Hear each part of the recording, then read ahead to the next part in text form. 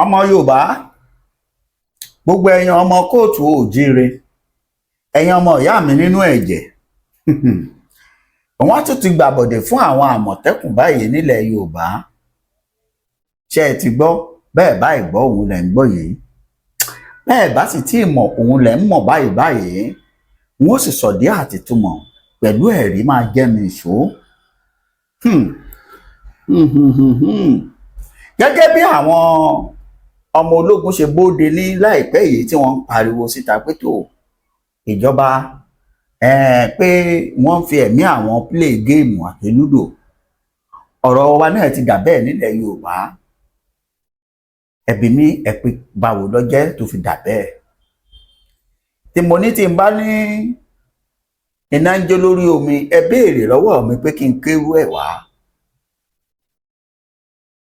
Máa gbé yín rìnrìn àwọn ìrìn àjò kan lórí ètò lónìí, léyìí tí mo fẹ́ kẹ́ ẹ farabalẹ̀ kẹ́ ẹ bá mi wo fídíò yìí dáadáa.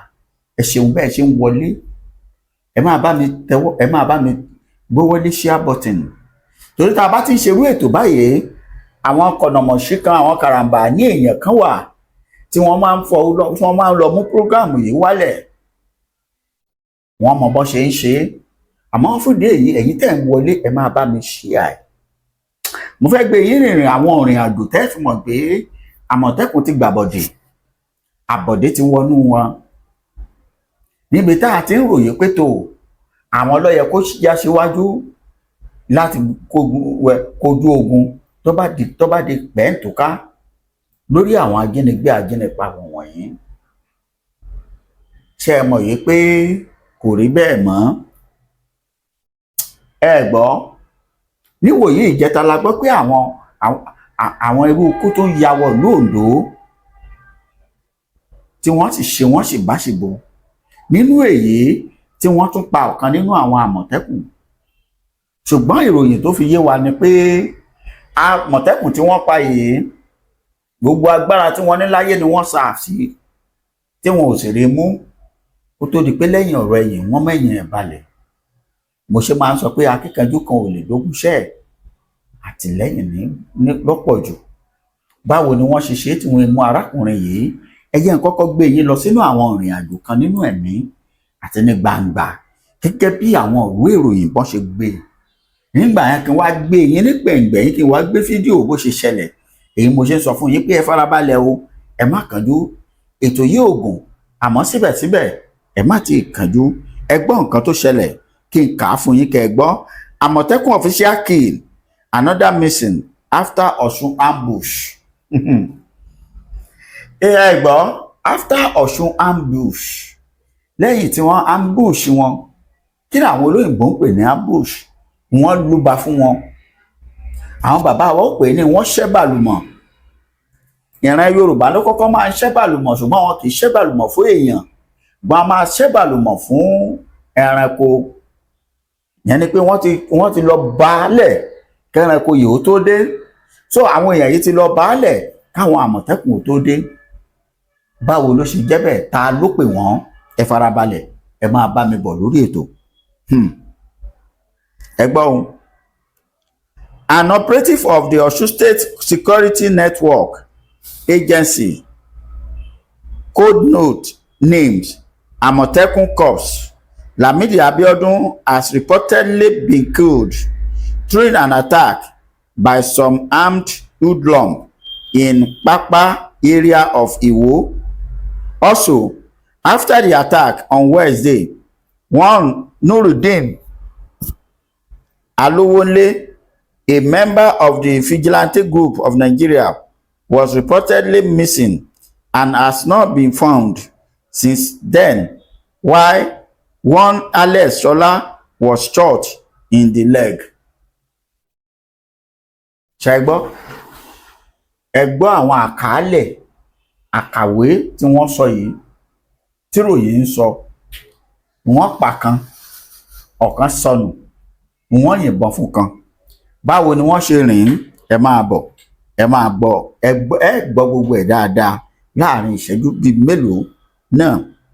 Announcing Abiodun death in a statement on Thursday, the public relations officer of Osun State Amotekun Corps, Yusuf Idowu, said Abiodun, alongside his team of Amotekun operative and some vigilante men, had responded to distress call by a farmer from Papa village. Ṣé bẹ́ẹ̀ gbọ́? Àwọn wo ló pè wọ́n wípé kí wọ́n máa bọ̀? Àwọn Fúlàní ti dádúgbò àwọn ajínigbé wọ́n ti wọlé, àwọn àgbẹ̀ ni wọ́n pè wọ́n pé ẹ máa bọ̀, pé àwọn ajínigbá ti dé, táwọn èèyàn yìí fi kógbá kágbọ̀n tí wọ́n fi lọ. Ẹ wá gbọ́ ẹ gbọ́ gbólóhùn kan tí ó ṣọ́ọ̀kì yín, mò ń bọ̀.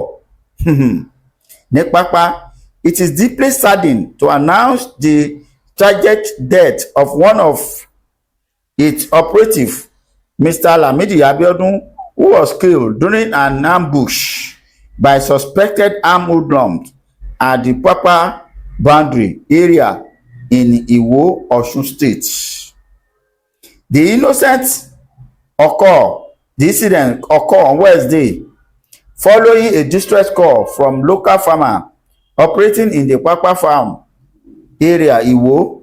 The farmer alerted the Iwo area command of Osun Amotekun Corps about ongoing attack on their farmland. In swift response, a team of Amotekun operatives, in company with members of Vigilante Group of Nigeria, VGN, mobilized to the scene to confront the threat and safeguard lives and properties.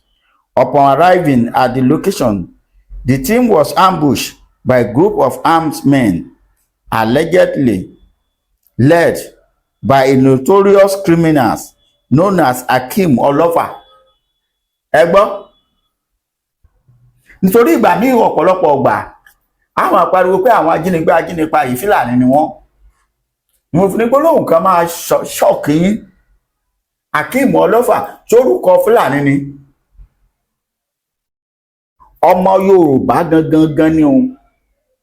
Bẹ́ẹ̀ ni, tí gbogbo aráàlú sì mọ̀, tíjọba mọ̀ wípé ó ń bẹ ládùúgbò yẹn tó ń ṣiṣẹ́ burúkú.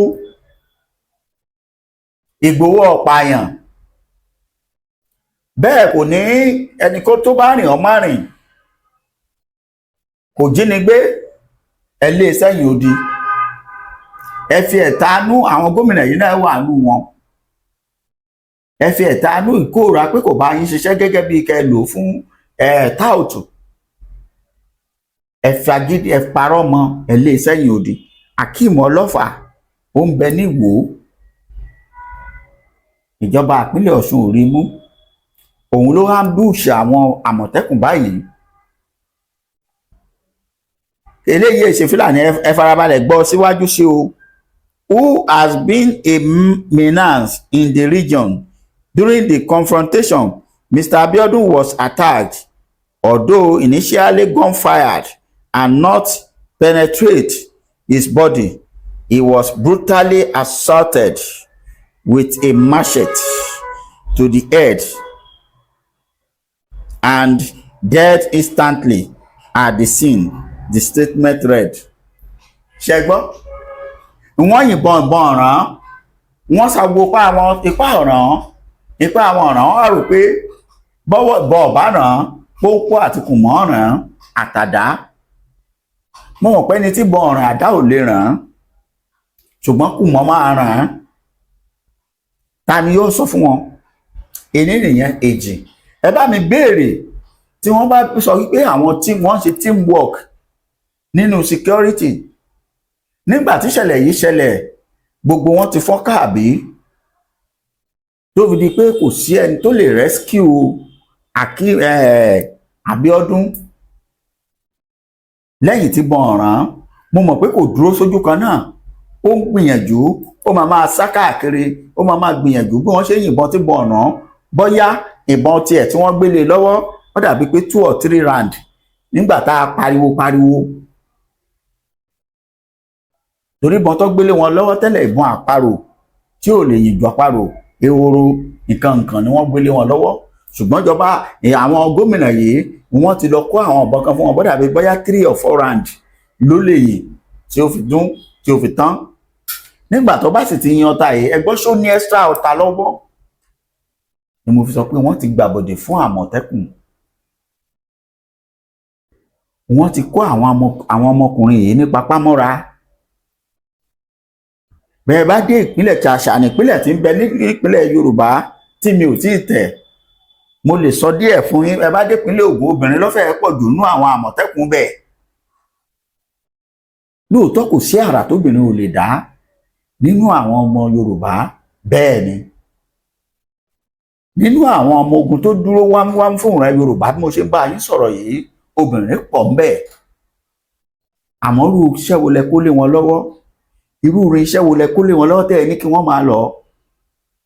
Odidi Nigeria Army wọ́n force out nítorí pé wọn ò ní irinṣẹ́. Mélòó mélòó ni àwọn local kìíní tẹ́ ẹ kójọ tẹ́ ẹ kó irinṣẹ́ lé wọn lọ́wọ́? Èyí bẹ́ẹ̀, ẹ wo aṣọ tí wọ́n gbé wọ àwọn Àmọ̀tẹ́kùn yìí. Ṣé ẹni bá fẹ́ lọ sójú ogun tó fẹ́ lọ ambush, tó fẹ́ lọ ká àwọn èèyàn mọ́lé, èmi rò pé ìdí nìyí tí wọ́n fi máa ń lo aṣọ léyìí tó bá ìwé mọ, tí ó fi ṣòro mọ̀ fún ọ̀tá. Ẹ mú aṣọ pínkì, ẹ kó wọ̀ wọ́n lọ́rùn. Tó jẹ́ pé èèyàn bá yọ ní òkùnkùn, ẹni ọ̀tá ó ti mọ̀ pé ẹrú ikú ló ń bọ̀ yìí. Àwọn ti pa Abíọ́dún nípínlẹ̀ Ọ̀ṣun. Ọ̀gá Àmọ̀tẹ́kùn akíkanjú ni. Ó gbìyànjú, ó ṣe takuntakun, ó ṣe bí ọmọkùnrin, ṣùgbọ́n torí àbọ̀dè. Àmọ́ níbo làkíìmù Ọlọ́fà máa wà báyìí? Gbogbo ọmọ Yorùbá, ẹ bá mi dáhùn béèrè yìí. Tó sì jẹ́ pé kì í ṣèní kì í ṣàná ni wọ́n ti mọ̀ yìí pé arákùnrin yìí ó wà ńbẹ̀. Tọ́jọ́ ọmọ Yorùbá nìyí o. A sọ̀rọ̀ nípa Fúlàní báyìí. Mo sọ wípé báwo ni yóò ṣe rọrùn tó bá a bá lè kó gbogbo àwọn èèyàn bí yìí lẹ̀ kómìnira tó dé. Torí àwọn eléyìí ni ó ṣe àtìlẹ́yìn láti kojú wa tí òfin ní jẹ́ kó fi dàbí kó fẹ́ rọrùn. Bá a bá la fẹ́ ṣe rálì, tírú àwọn èèyàn burúkú yìí tí wọ́n bá sì wà ńlẹ̀, ó ṣeé ṣe kí wọ́n ó dìde ogun. Àmọ́ ohun tó dá èmi lójú ni pé lákòókò yìí, ẹ̀dá tó bá gbé ìgbésẹ̀ ogun àbí tó bá retí wàhálà yóò rí o. Ẹni bá nà wá ní ṣoṣo lára o, lábẹ́ ọ̀gẹ̀dẹ̀ ni ó máa gbó. Ẹni bá lù wá rí ṣoṣo lára o, lábẹ́ ọ̀gẹ̀dẹ̀ ni ó máa gbó. Ẹni bá lóun ó lù wá lásìkò rálì yìí, tó bá ṣe rábẹ́ ọ̀gẹ̀dẹ̀ màgbó yóò ṣọpẹ́. Torí a bá ti lè dábẹ́ ọ̀gẹ̀dẹ̀ yóò rágbó ẹ̀rọ ẹ̀. Àmọ́ kò lè rágbó ọ̀gẹ̀dẹ̀ o. Torí bí àwọn wòlíì wa bí wọ́n ṣe ń gbé sùtánà wọ̀, bẹ́ẹ̀ làwọn àfáà náà máa gbé láwàní wọn. Àwọn babaláwo náà ò ní ṣaláì gbélẹ̀kẹ̀ wọn kọ́rùn. Ẹ ṣé àdúpẹ́, á tún pàdé. Àbọ̀dè tí mo ní ń dá fún yín nìyẹn o. Bí lẹ́yìn tá a pariwo fún àwọn ìjọba pé kán empower àwọn Àmọ̀tẹ́kùn, empowerment tó ń ṣe fún wọn, ìbọn ní 4 àbí 3 round ni wọ́n pè é, wọ́n gbélé wọn lọ́wọ́. Lélẹ́yìí tí ò sì kájú ogun. Níbo lẹ̀ ń kówó security vote tẹ́ ń gbà lóṣooṣù sí? Á tún pàdé, ó dàbọ̀.